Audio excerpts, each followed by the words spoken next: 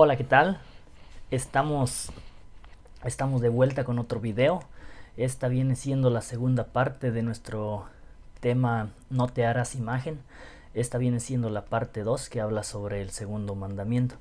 Ah, el video pasado duró un poco más de media hora y no se alcanzó a abarcar todo el tema. Ah, hay otros pequeños comentarios que quiero hacer sobre el tema. Espero que lleguen hasta el final. Este va a ser un video de aproximadamente 10 minutos. O vamos a ver qué Dios dice, ¿verdad? El tema No te harás imagen, parte 2, el segundo mandamiento, que se encuentra en Éxodo 4. Éxodo 24, perdón. Ah, y vamos a estar viendo las consecuencias de dejar el segundo mandamiento, de dejar a Dios, ¿verdad? Como dice la escritura. Cuando el pueblo de Israel cuando el pueblo de Israel iba en contra del segundo mandamiento, la amonestación de Dios era porque me dejaron a mí, dice Jehová. Um, Vamos a ver también un poco de unos cuantos versos bíblicos en cuanto a, a las consecuencias de dejar al segundo mandamiento. A una de las consecuencias podría ser no tener una idea clara de lo que es el plan de salvación. Ah, porque las costumbres y prácticas de rendirle culto a las imágenes en representación de los santos, ¿verdad? Como sea, te puede alejar del entendimiento de lo que es el verdadero plan de salvación. Te puede alejar del entendimiento de que Cristo murió por nosotros y de que en Él tenemos redención y redención eterna, que tenemos perdón de pecados, que por su sangre nosotros podemos ser perdonados, ¿verdad? Por su muerte en la cruz.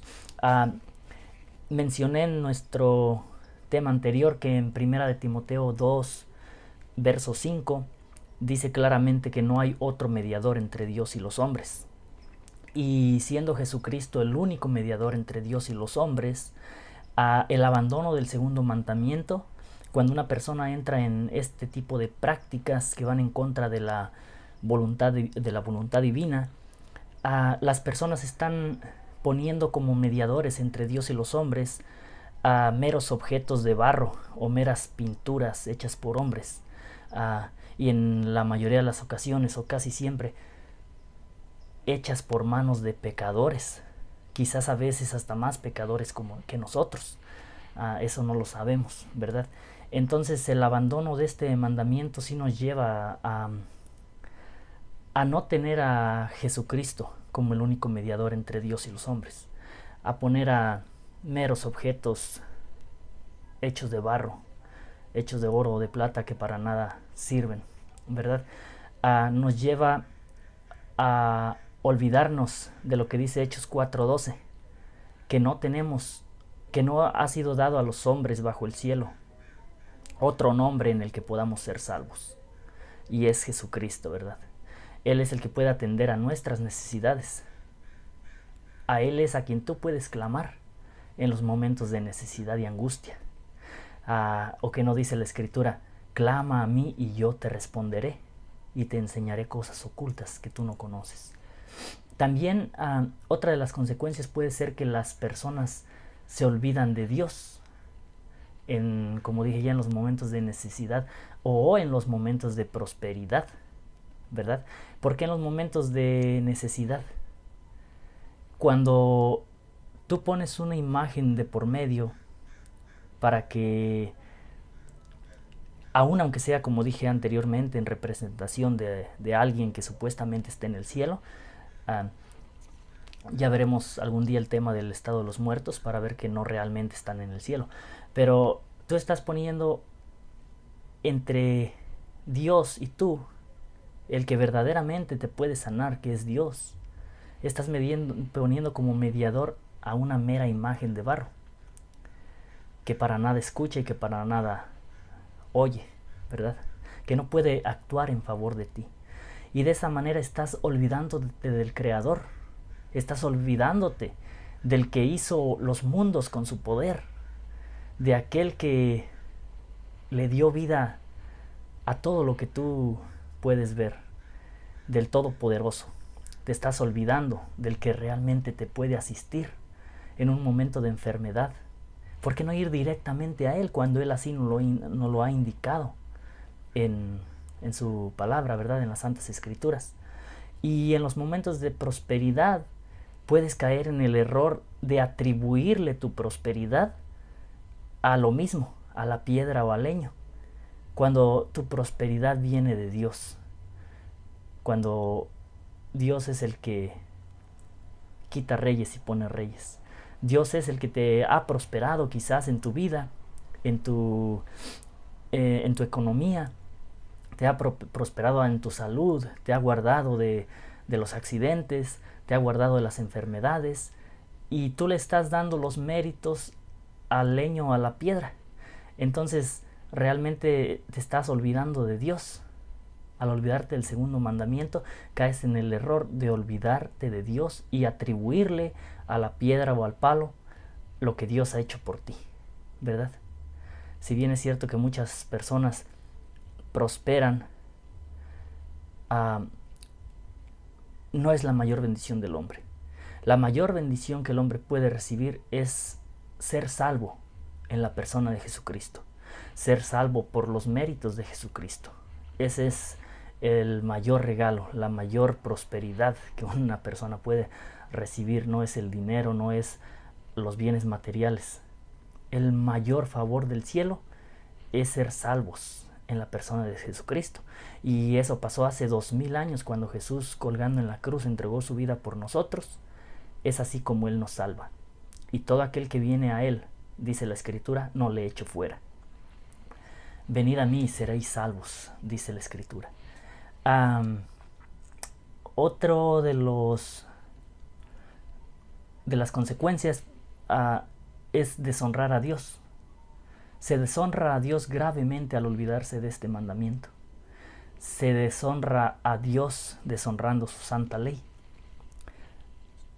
Al atribuirle milagros a supuestos santos, al atribuirle milagros en favor de las necesidades de una persona,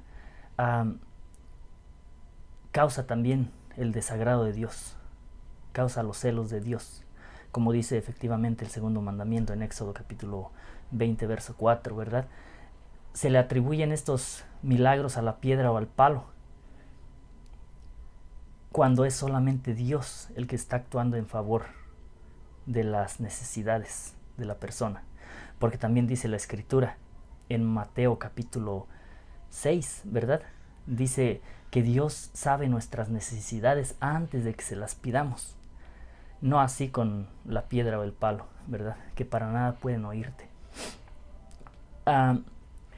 Entonces, al atribuirle los milagros a los santos, estamos quitándole a Dios la gloria que le corresponde solamente a Él. Porque también la Escritura dice, y a otro no daré mi gloria. No quiero que se alargue mucho el tema, por eso no estoy citando los versos bíblicos. Pero, ¿qué más? A ver, vamos a hablar también de dónde vienen estas prácticas. Un poco de ideas, ¿verdad? ¿De dónde pueden venir estas prácticas? Pues estas prácticas las encontramos ya directamente en la Escritura. Desde los tiempos antiguos ya se acostumbraba. Esto no es nuevo. Si bien el cristianismo moderno quizás usa imágenes más actualizadas, pero no dejan de ser lo mismo que antes fue, ¿verdad? En el Antiguo Testamento ni en el Nuevo Testamento jamás se encuentra tal práctica hecha por los apóstoles de Jesucristo, ni por el mismo Jesucristo. No vas a encontrar en las Escrituras una sola prueba de que Jesús o sus discípulos hayan promovido esta enseñanza, o hayan dado culto o enseñado a los otros discípulos, a los que ellos predicaron el Evangelio, estas prácticas. Jamás vas a encontrar en las Escrituras cómo estas prácticas las llevaron a cabo en la iglesia cristiana primitiva.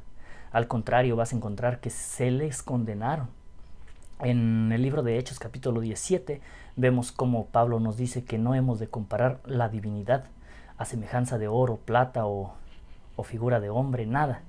Entonces el mandamiento prohíbe claramente no hacerse imagen de lo que está arriba en el cielo ni abajo en la tierra, no inclinarse a ellas ni rendirles cualquier tipo de culto.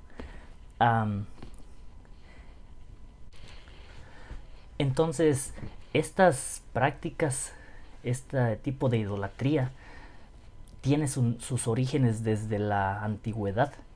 Aún en las escrituras nosotros encontramos cómo el pueblo de Israel en muchas ocasiones se desvió del mandamiento de Dios, olvidando así a su Dios, ¿verdad? A su creador, y adorando, rindiendo culto a divinidades paganas. Por ejemplo, encontramos cómo ellos rendían culto a la reina del cielo. Lo encontramos 4 veces en el libro de Jeremías, que se menciona este tipo de divinidad, Astarot, lo que vendría siendo para los israelitas, o Ishtar, o también llamada Astarte, dependiendo de la cultura, ¿verdad? Una divinidad pagana. También encontramos, por ejemplo, a Diana de los Efesios en el libro de Hechos de los Apóstoles. Todas estas divinidades paganas han existido desde la antigüedad, y en algún tiempo de la historia pues se puede decir que se cristianizaron, ¿verdad? Pero no dejan de ser lo mismo que antes eran, que para nada sirven, ni pueden obrar el bien, ni pueden obrar el mal. En el santoral católico se dice que hay más de 7000 santos, ¿verdad? Tenemos el santo patrono de esto, el santo patrono de aquello, y así sucesivamente. Cuando Dios es claro en la escritura, ¿verdad? Y a otro no daré mi gloria. Él es el Dios de la lluvia, y Él es el Dios de la fertilidad, y Él es el Dios del todo, ¿verdad? Por Él vivimos y nos movemos y existimos, como dice la escritura. También en cuanto a la oración, ¿verdad? Nosotros somos enseñados a través de la escritura a orar solo a Dios, no a rezarle a ningún mediador, ¿verdad? Entre Dios o los hombres y los hombres. Las escrituras nos invitan a llevarle directamente a Dios nuestras oraciones, y son claras en que Él nos atenderá. Jesucristo dijo: tocad y se os abrirá, buscad y encontraréis. También dijo en alguna ocasión: ¿qué padre, si su hijo le pide un pan, le dará una piedra? ¿O si su hijo le pide un pez, le dará una serpiente? Pues si vosotros, siendo malos, sabéis dar buenas dádivas al que os pide, cuánto más vuestro Padre Dios que esté en los cielos sabrá dar el Espíritu Santo al que se lo pide. En el libro de Mateo capítulo 6 nosotros encontramos un claro ejemplo de cómo orar y a quién orar, según nuestro Maestro, ¿verdad? Según Jesucristo. Y también en una ocasión Jesús dijo: ejemplo os he dado para que como yo hago, ustedes también hagáis. Vamos a ver lo que dice el libro de Mateo, el capítulo 6, perdón. Y dice así el libro de Mateo, capítulo 6, verso 5 en adelante, dice: y cuando oras, no seas como los hipócritas, porque ellos aman el orar en las sinagogas y en los cantones de las calles en pie para ser vistos de los hombres. De cierto les digo que ya tienen su pago. Mas tú, cuando oras, entra en tu recámara, y cerrada tu puerta, ora a tu Padre que está en lo secreto, y tu Padre que ve en lo secreto te recompensará en público. Y orando, no seáis prolijos como los gentiles, que piensan que por su palabrería serán oídos. No os hagáis pues semejantes a ellos, porque vuestro Padre sabe de qué cosas tenéis necesidad antes que vosotros le pidáis. Y ahí es cuando Jesús también nos enseña la oración modelo, que es el Padre Nuestro. Después añade en el versículo 9: vosotros pues oraréis así: Padre nuestro que estáis en los cielos, santificado sea tu nombre, venga tu reino. Y así sucesivamente continúa el Padre nuestro, ¿verdad? Entonces es clara la escritura cuando dice, y cerrada la puerta, ora a tu Padre que está en lo secreto. Y cuando dice, porque vuestro Padre sabe de qué cosas tenéis necesidad antes que vosotros las pidáis. Así de clara es la escritura. Tenemos que orar a Dios y Él ya sabe nuestras necesidades. Y de hecho las atiende cada día, pues es el que nos proporciona nuestra comida, nuestro alimento a nuestro tiempo y nuestras fuerzas para trabajar. Él es el que no deja que ningún día el sol deje de dar su calor. O Él es el que proporciona las lluvias para que los campos den su fruto. Así es que sin Dios la vida no sería posible. Él es el que derrama bendiciones sobre buenos y malos todos los días. Y así lo hará hasta el final de los tiempos, ¿verdad? Entonces, nos invita la Escritura a que vayamos directamente a Dios. La oración, según nuestro Maestro, no debe pasar por intermediarios, pues Dios está dispuesto a escucharte y a recibirla, y está dispuesto a socorrerte en el momento que tú lo necesites. Y dice la Escritura que Él ya sabe de que tú tienes necesidad antes de que lo pidas. Entonces la invitación que yo te hago hoy es esa, a que hagas caso del consejo de nuestro Maestro, de que vayas directamente al Padre en oración, de que le pidas a Él en tus momentos de necesidad y Él te responderá, de que le des a Él la gloria y la honra que le corresponde, de que dejes de dársela al palo y a la piedra, de que fue Jesús quien dio tu vida por ti y que no tienes otro mediador, ni lo va a haber nunca más.